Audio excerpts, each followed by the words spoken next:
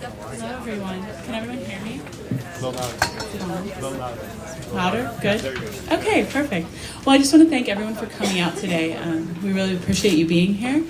First, before we begin, we're going to have Sarah Barrett from Lacey come up and just talk a little bit about Lacey. They are co-sponsoring this event today with us. So, Sarah. Hi everyone, my name is Sarah Barrett. I'm the president of Los Angeles Community Impact, which is a consulting group on campus. It's completely student run, and each semester we partner with 15 nonprofit and small businesses in Los Angeles to consult with them on their business related challenges. So we're really excited that the SBL invited us to engage in this event with them because we're always looking for ways in which we can use business to affect positive change in our society. So thank you so much for coming, and thank you for putting on this event.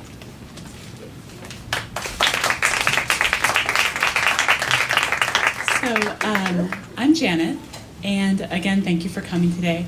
This is the Society and Business Lab, and we are a center in the Marshall School of Business. So every month we get together and invite a speaker to discuss innovative ideas in the business and social sector. But in addition to that, we have programming for undergraduate and MBA students. We have a class in the fall and spring semester on social entrepreneurship. We do a mentoring program and an internship program for undergraduates in social enterprise. And we also do many events like this with other departments on campus. So look out for us. We're always trying to do something interesting and fun on campus with this space. Just before we start, too, I wanted to introduce the SBL staff. We have the founder and director, Adlai Wortman, right there. We have Ryan Tischler, he's our office manager, and he's so nice. And then we have just two really wonderful interns here. We have Katie Finnegan, who has actually done all the planning for this Lunch and Learn series. And Rachel, you'll see her taking pictures today. She's also a wonderful intern who works with us every week. So for Rachel. So we're going to go to about 1:30, 1:35 for a speaker, and then open it up to questions in the audience, just to kind of give you a timeline. And we will be having actually two of our MBA fellows. And actually, can the fellows who are here, we have two classes of MBA fellows in the Society and Business Lab. Can you raise your hands? So thank you so much for coming today. And we actually have Kevin Futch and Jessica Salazar to introduce our speaker today. So you could come up. Thanks.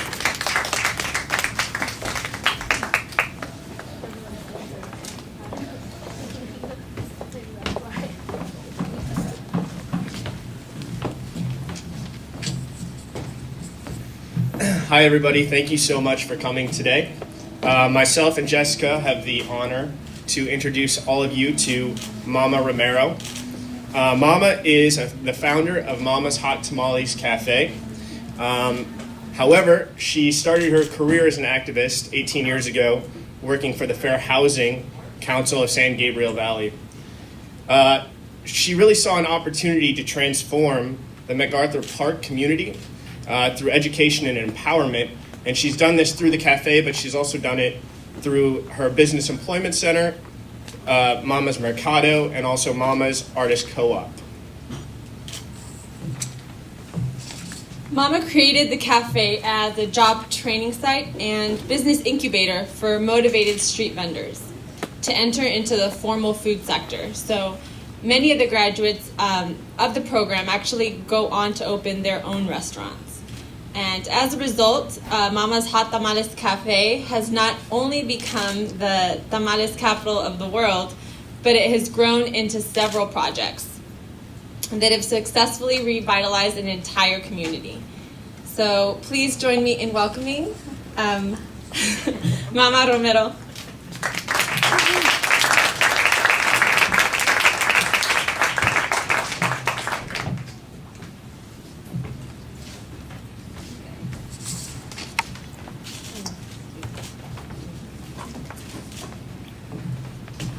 All right, let's see, can you hear me? Yep, get this mic just right for me. So thank you guys for having me. It's really an honor to be here. I always love telling our stories so that we can inspire more people to do good work in their community and in the communities where they've come from or the communities where you're living or working right now. So Mama's Hot Tamales Cafe did not start off to be Mama's Hot Tamales Cafe. In the early, mid-90s, Dr. Coletti, who's the executive director of our nonprofit, was working with Mike Hernandez, who was a city council member at that time. We're in District 1. You know, Los Angeles is broken up into different districts. And so Mike Hernandez at the time wanted to help street vendors. So he had been working on an ordinance to pass. And this ordinance was going to create street vending districts throughout the entire city of LA. So the first two were MacArthur Park and San Pedro. Well, San Pedro lasted about a year. We didn't actually run that one, but we did get the contract. I should go back. We're a nonprofit, and the name of the nonprofit at that time was the Institute for Urban Research and Development, which me and Dr. Coletti had co-founded in 1995. And so right when we got the nonprofit status is when Joe started working with Mike Hernandez about designing a street vending district. And so the first district was MacArthur Park. An RFP was sent out. We got the contract to help organize street vendors in and around MacArthur Park. And so when Joe invited me to come along and start working with him, that was in 1998. And I remember walking around the park and around the neighborhood thinking, where the hell are we? I mean, there was so much open crime. I don't know if you guys know that in those days, in those years, MacArthur Park was at its peak. I did not realize. I was from just over the mountain in Pasadena, California, where I grew up and had lived and worked, but it was just such a different world, and I couldn't believe what a difference it was, and where was law enforcement, and why weren't they doing anything about all the illegal activity. I mean, you could literally walk through the park, and people would be smoking rock cocaine, those little glass pipes, marijuana, drinking. In front of the storefronts that we rented on 7th Street, there was what we called rolling brothels. We could just see the prostitution going on in these vans. And it was just horrible. You couldn't even walk our sidewalks. In front of our storefronts, there was just people setting up like little swap meets all across the sidewalks there on 7th and Alvarado. We're right in the corner there. And so we said, well, if we're going to do a vending district, we're going to have to clean up this neighborhood. We're going to have to get the people involved and take back the park. And I'm getting hot under these lights. And so we did that. We started mobilizing the community. And Joe was really busy trying to just get the vending carts organized, designed and all that. He goes, you go into the neighborhood and you go find out who we need to meet, who we need to get together and mobilize the community. And we started having these community meetings. And I was really surprised. The first one, like 100 people came, just filled the whole cafe saying, we want to take back the park. We want to take back the park.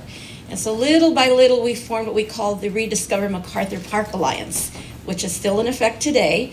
But because of that alliance, bringing the LAPD, the mayor, and everybody together, we were able to start taking back the park. And in order to have a successful vending district, to have all these vendors we were bringing in to be able to sell their wares and sell their foods, we had to make it safe, or who the heck was going to come to MacArthur Park, thank you, to purchase from them. So in 1998, I checked with our police department, and I said, how many arrests were made in MacArthur Park? And in that, it was like 690 arrests, just in the park, not outside, not across the street, in the park only. And so we, again, working real close with LAPD and everybody, in 2005, I'm just going to fast forward to 2005, I called LAPD and I said, how many arrests this year? And they said 0, Sandi. I said, 0, yay. I couldn't believe it at first. I thought I was pulling my leg. But he said, no, think about it. Especially the last 2 years prior to 2005, Chief Bratton and Council Member Ed Reyes now at the time said, we're going to work on this too, Sandi. We want the vending district to be successful. We're going to take back the park. And so they put together a special task force. And, I think by having the alliance, it really makes your elected officials accountable, so they really took us serious.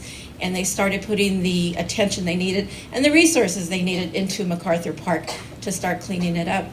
And what really did the trick was 2 years prior to 2005, surveillance cameras were installed in all the trees. And that really sent the message out to the gang members and the drug dealers that we're not going to tolerate this kind of activity here anymore. And so that worked. It put a really strong message out there. So meanwhile, back at the ranch with Mama's Hot Tamales Cafe vendors, and mind you, we still don't have a cafe. We're just a street vending program. It was still difficult because of the stigma that people had about not being safe in MacArthur Park. We were trying to, what can we do? So we came up with the idea of doing family fun festivals. Now we've gotten rid of the drugs and the gangs. We got to start doing some positive activities that will try to lure more people into the park. So we came up with the family fun activities, and I just got involved with all the different nonprofits and started getting ballet folklorico, jazz dancers, singers, face painters. So every weekend there was something positive going on in the park. And so we would keep pushing out the bad things, getting rid of people who were just hanging out drinking, the homeless. And again, it wasn't all alone. It was with the help of LAPD, and the park rangers were real involved. Early in the morning, we'd go out into the park and make sure it was all clean of needles and no homeless people there, so that people could feel good about shopping and enjoying the activities for the weekend. And so little by little, people would start coming up to me, oh, I have some daughters that are singers or dancers. Can they perform? How can I get them to perform? And people would start just saying, Mama, I want to do this. I want to do that. So more and more of the community started getting involved in taking back the park. And you could just feel it. And even now, if you walk through MacArthur Park, it still feels a lot better than it did in 1998 and 1999 and the early 2000s. But while we were doing all this cleaning up of the park and neighborhood organizing, we've got vendors. We designed these little carts through the Santa Monica Promenade Cart Services. Nobody had ever really done little carts for the park. And so we had a hard time thinking, how can we do this? Because the health department had so many rules and regulations that at the very beginning of the program, we didn't even have any food. Everybody wanted to do hot dogs, tacos, champurrado, all the foods that they're selling on the streets right now. Well, nope, we couldn't get the permits going. So we rolled out the carts in 1998 with just prepackaged foods and, folk art. Somebody had a little silk screening machine and everything that wasn't really going to make a lot of money for them, because people weren't used to coming to the park for that. So they wanted the hot foods. So finally, the health department said okay to tamales about 4 years later. So, people were really getting impatient with us. They thought it was us dragging our feet, but we really just couldn't get the health department to approve hot food, because they said you're going to have cross-contamination if you sell tacos, if you sell this or that. So, behind the scenes, it was really, really incredible because it hadn't been done before. So getting the permits and everything we needed was really difficult, and so it hadn't been done anywhere. So we really had a lot of frustrating times, a lot of challenges, a lot of obstacles. Every time we get something approved, another department would say, no, you can't do it. So just having the patience and the tenacity to keep going and saying we wouldn't give up, we're going to do this.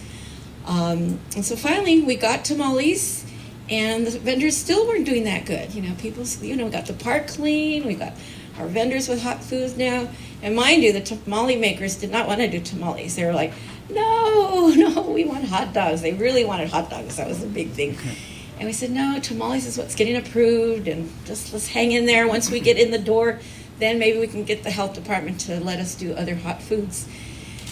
And it actually turned out to be a really good thing, because so many people come to the cafe because of all the variety of tamales. It's not just Mexican tamales or Salvadorian. We have so many kinds. And as we grew and we decided to open up the cafe, let me go back to why we opened up the cafe. Because we saw the sales were so low and so down, we said maybe if we open up a cafe, people will feel safer coming inside and not worry about getting mugged or shot outside, even though that wasn't happening. So we opened up Mama's Hot Tamales Cafe, and we invited all the vendors that were cooking inside the kitchen anyway to just make enough extra tamales to sell. And we made a really simple menu, just tamales from all over Latin America. And lo and behold, people started coming in. They started coming in. The media started getting a wind of it. And then they got more attention to the vendors outside because they were coming to the cafe. And it was really cute because outside each vendor had, if they were from Honduras, their little sign said Honduras, Guatemala, El Salvador. We had Mexico, South, North, and Central, and then we had Peru and Nicaragua. And so it was really cute because each person was from that country where you would go buy your tamales outside. And then we had plenty in the cafe to start selling. And so then the media got wind of it, and they started writing articles about us. Mama's Hot Tamales, changing a community one tamale at a time, revitalizing a neighborhood one tamale at a time. And, I thought that was so appropriate because tamales in my household and in lots of Latin American households, tamales do bring people together, at the end of the year, usually during the holidays. So in Mama's Hot Tamales Cafe, it has been symbolic of bringing people together for change and economic development. If you go in the cafe, we have this beautiful mural that one of the artists in the community designed, and it symbolizes the tamale, and it's called From This Gift of Corn, because we realize and we hope that we will continue to help people with economic development through the corn and the tamales they're making. And we have grown a lot, and we've got a lot of great opportunities ahead of us for putting tamales in the stores, and this is all going to benefit all the different tamale makers and their small businesses. So we got the park clean, we got the vendors going, and we got the cafe up and running now. And so we thought, there's probably a lot of people making artwork at home that need help, like the food vendors did. So we started doing these focus groups and started inviting people from the neighborhood to these focus meetings to see if they're making artwork at home. Could we help with having a gallery and having a little store for them? So that's what we do. So every month you'll see new artwork in the gallery. We have classes that they're involved with. We have a whole curriculum, which I should mention was actually, the curriculum was helped put together by the Marshall School of Business with Dr. William Crookston and Dr. Grace Dernis. And so we've had lots of students from USC working with mamas over the years to conduct surveys, to check out what's our market, target audience, and who's coming to the cafe, and how we could get more customers there. So it's been really a great partnership with USC. Plus the catering we do for USC and the different departments has really helped keep the business going. Janet had asked me to talk a little bit about our nonprofit. The nonprofit, Joe and I started, both of us, Joe Coletti, Dr. Coletti, and I were in housing, as they mentioned earlier. I was the executive director of the Fair Housing Council of the San Gabriel Valley, and he was with Lutheran Social Services homeless programs. And we were just at crossroads in our lives, and we had done a lot in the community of Pasadena. And I'll never forget when he said, Sandy, it's time to move on to a bigger community like Los Angeles. And so we both left our jobs and started the Institute, thinking, I thought I was going to do more arts, working with the arts and with human rights issues. And he wanted to write more research papers. And then we just got this project, handed to us, and this opportunity. And little did I know I would be coming from Pasadena to Los Angeles and become Mama's Hot Tamales. And it's funny because I'll be walking down the street or I'll be at a store and people will say now, Mama, and a lot of people now come to me and they want to get involved, and they, so it's such a big city, but it feels like such a small community, the MacArthur Park and where we live, and the redevelopment that's going on in MacArthur Park is incredible. If you're familiar with MacArthur Park, the Alvarado corridor, where the Westlake Theater is, it's being restored and renovated back to the original theater it once was, and it will also be a community center. And then we have the Levitt Pavilion in MacArthur Park that got renovated. That was always my dream when I first got there. It was such a shame to have this abandoned little amphitheater, and now it's been restored and it's full of life during the summer. We've got 52 free concerts for everybody to enjoy, and they're just top of the line and top-notch concerts. And people, when they first came, I thought, oh my God, we're going to have a lot of trouble. But no, they're beautifully put together, and everybody's peacefully enjoying the beautiful concerts that are going on there.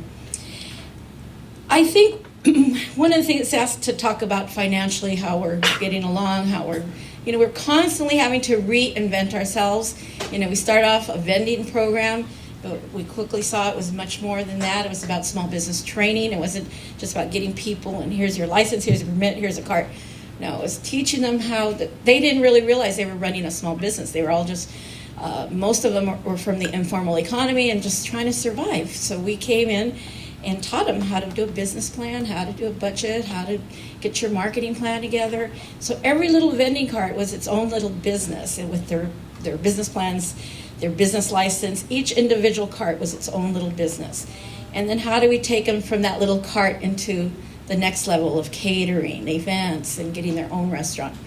And so I would say over the years, we've probably helped over 1,000 people. Not all of them opened up a small business, but I would say a good fourth of them have. And, Rocio started with me at the very beginning, and she used to sell chorizo and tamales out of her trunk. And she came and we gave her a little vending cart.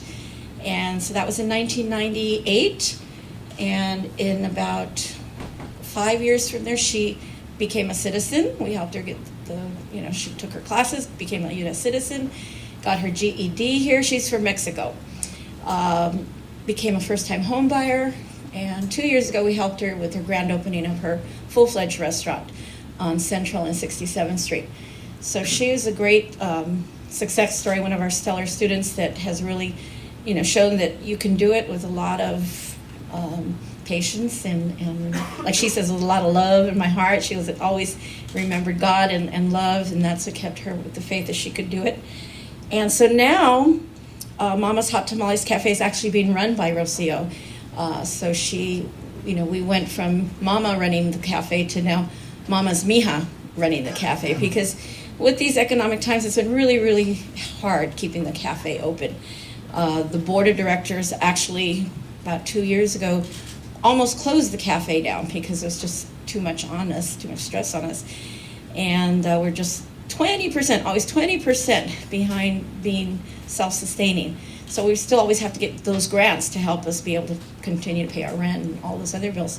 So we thought, okay, what can we do? So first thing I thought at that board meeting was, all the hard work that I personally put into it, I don't want to close it down. So I went home and talked to my husband, and so we decided we would personally take it on. So I had to go get my business license, do everything I was teaching people to do for me so that we could keep the cafe going. So now we have a public-private partnership going.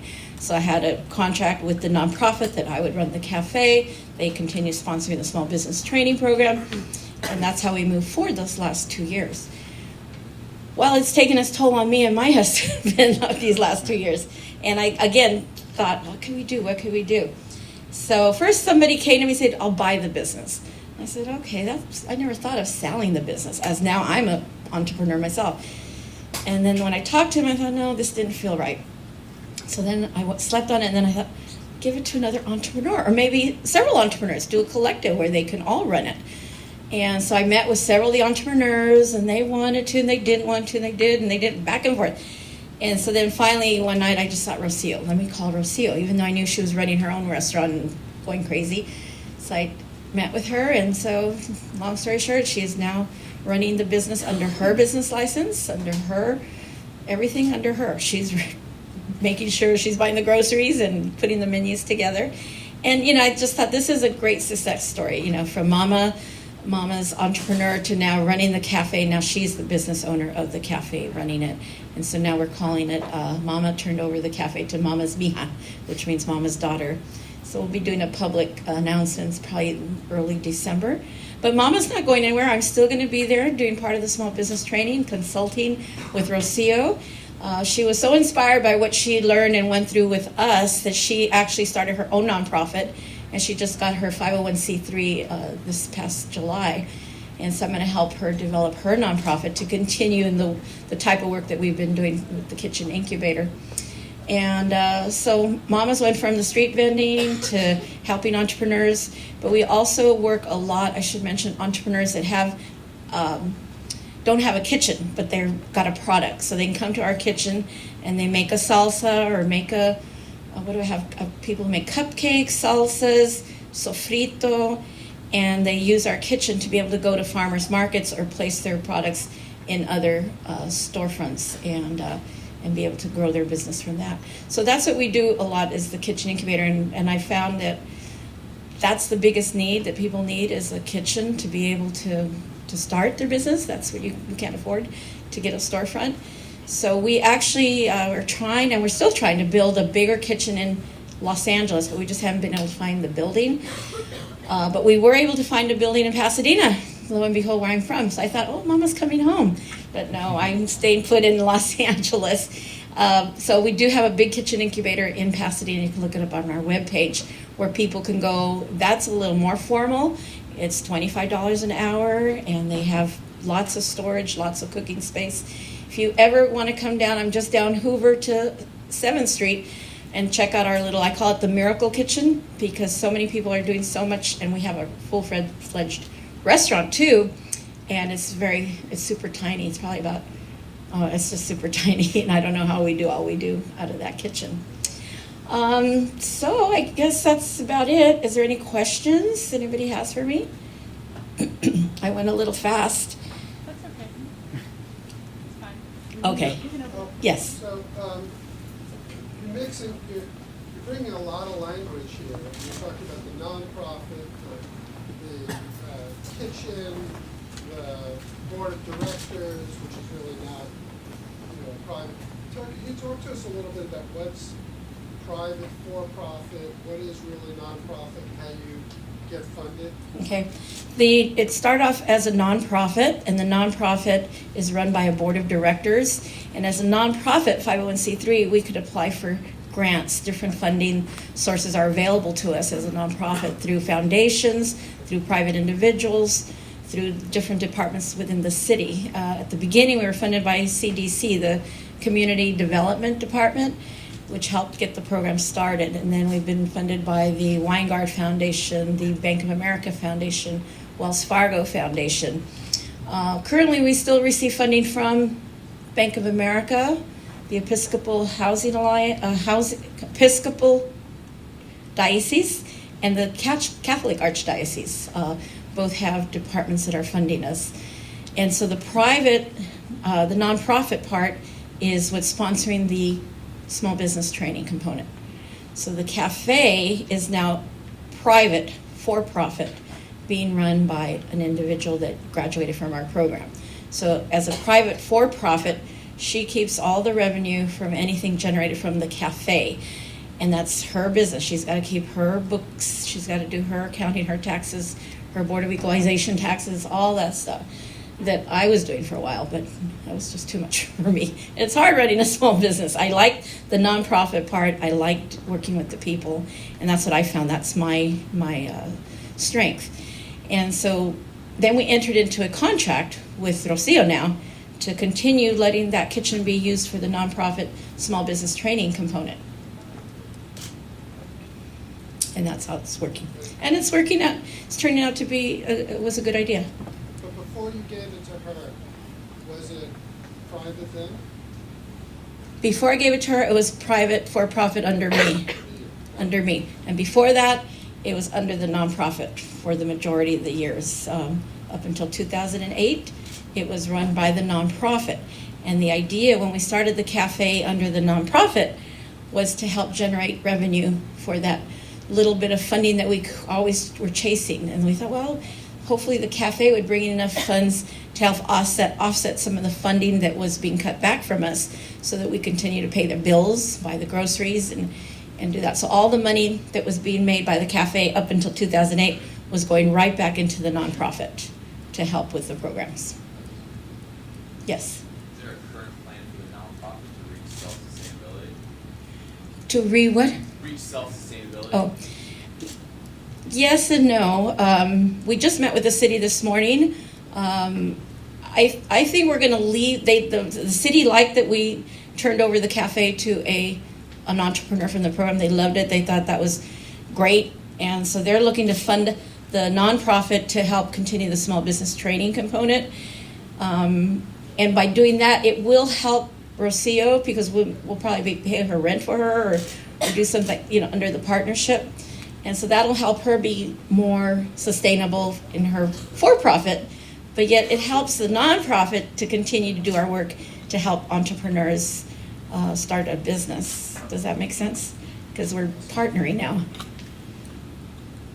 Yes? Can you talk about where MacArthur Park is now and what your vision is in the future and how that Mama and your enterprises fit in? MacArthur Park right now is in a pretty good place.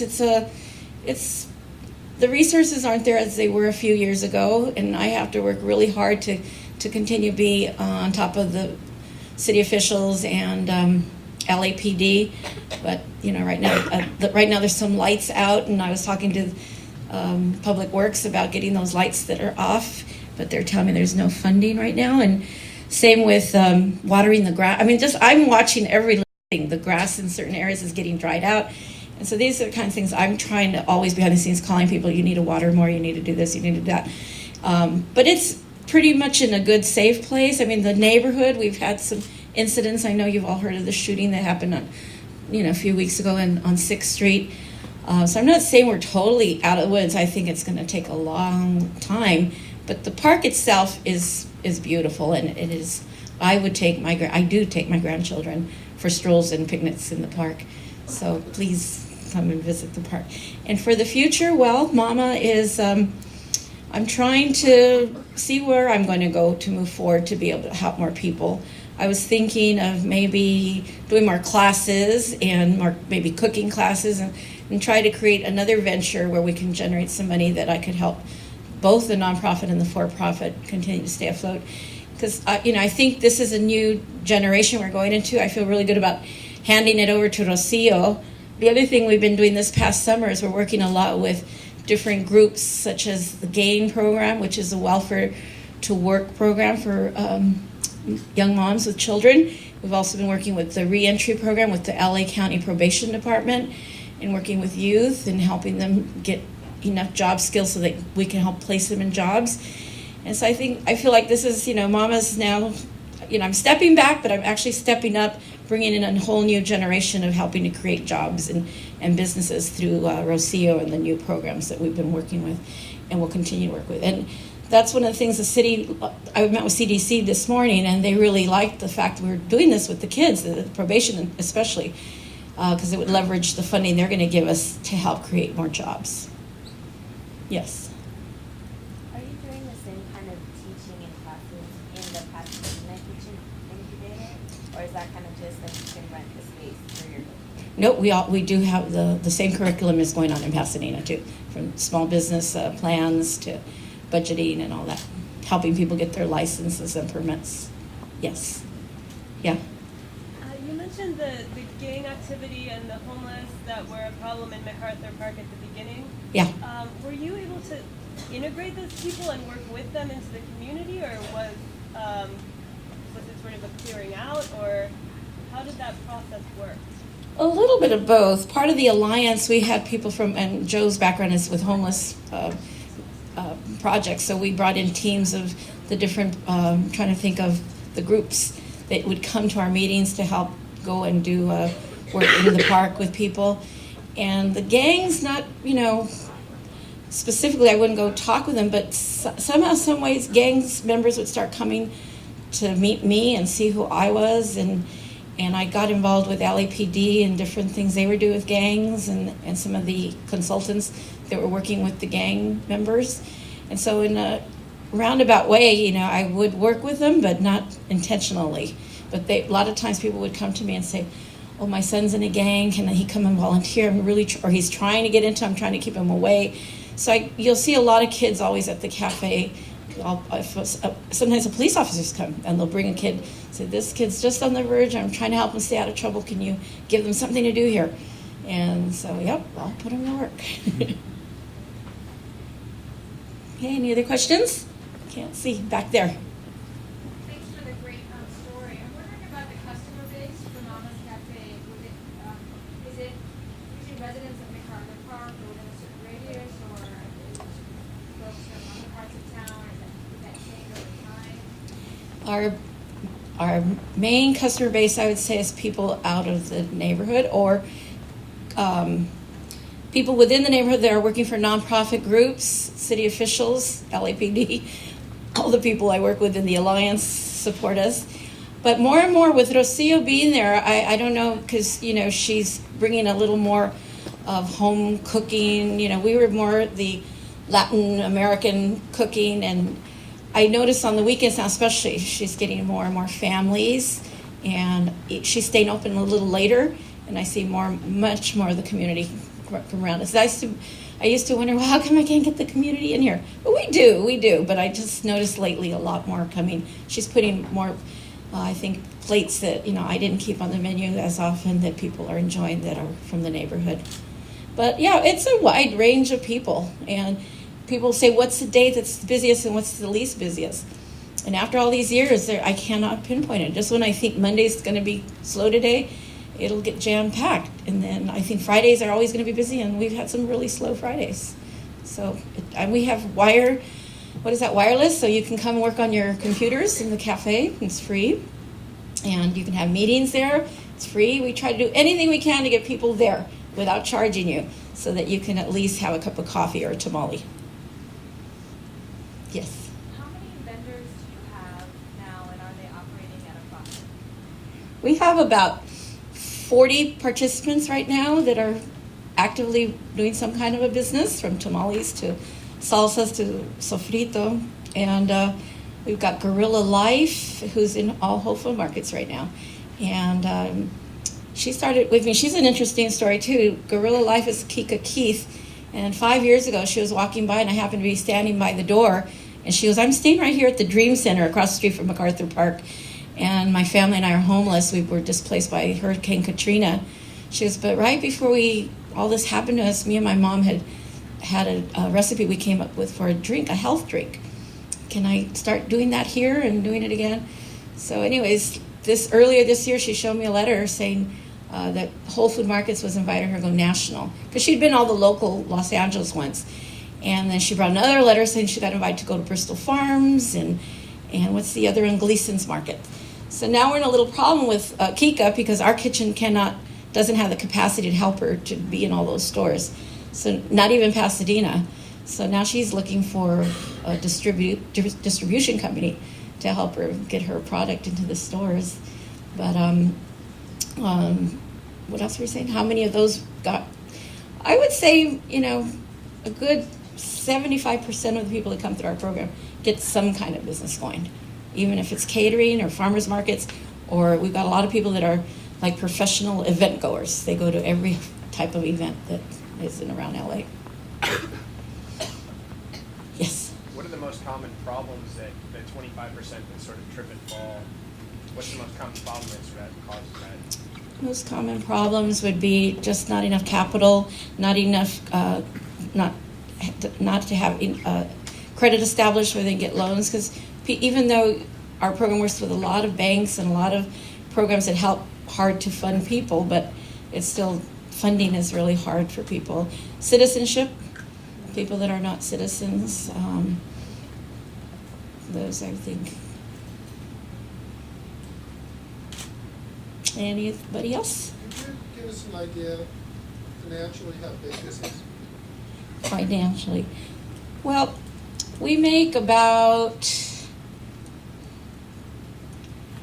I want to say, it's really gone down. We're making about, the cafe is making about $20,000 a month. And compared to 2 years ago, before we had to go through these changes, it was making about $30,000 to $40,000. So it really dropped. Then earlier last year, starting last year early, it went down. I was looking at some sales reports from last year. It was $10,000, $9,000 a month. So that's just the cafe. Then for the nonprofit component, right now we're only getting in about $100,000 from private foundations, and so that's really dropped drastically too. Really, so our funding has really hit rock bottom, but we're trying to keep it afloat and keep finding ways to generate more income and revenue. Okay, anybody else? Last question. Yes. I live around the area, so I wanted to come check it out. You said you're at Hoover and 7th? Yeah, you take Hoover from here and make a right on 7th, but we're at 2122 West 7th Street in Los Angeles, 90057. Just a half a block west of Alvarado. So anything I can do to help any of you, and if you want to volunteer, or you got some ideas that help me, please, I brought some flyers back there with my email and my phone number on it. I can still use all the help I can get. Thank you.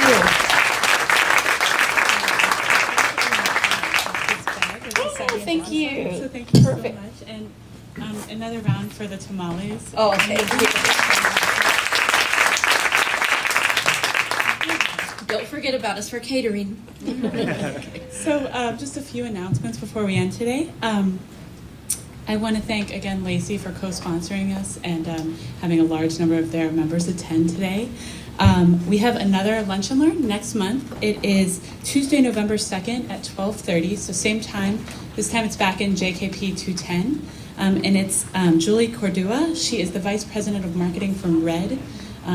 With their mission is to eliminate AIDS in Africa, and I'm sure many of you have seen their T-shirts and apparel in Gap and Banana Republic and other stores, so it should be really an interesting talk.